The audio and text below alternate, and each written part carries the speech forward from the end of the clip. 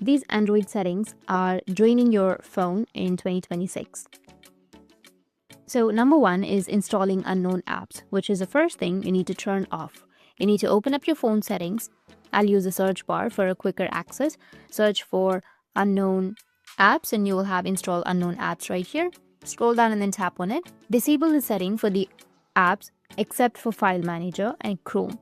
If you don't frequently install apps through Chrome, you can turn it off as well. So go and select Don't Allow or toggle the option off for the applications that you don't use. It prevents unauthorized apps from installing third-party applications and enhances your speed. Now, number two is usage and diagnosis, which is the second thing you need to turn off.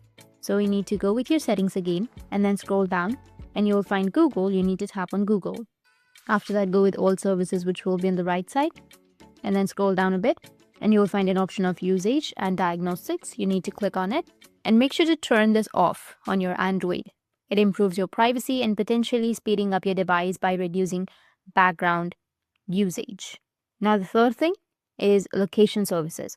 So open up your settings and under settings, you need to search for location, tap on location. And under location, if you scroll down, then you may find an option of Wi-Fi and Bluetooth scanning, or you can also just simply go back and then search for Wi-Fi and Bluetooth scanning.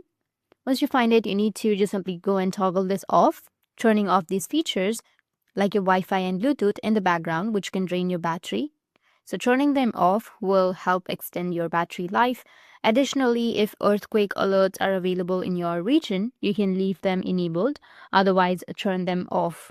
That's it. These were the few settings that are draining your phone in 2026. And if you have any questions, feel free to comment below. Thanks for watching.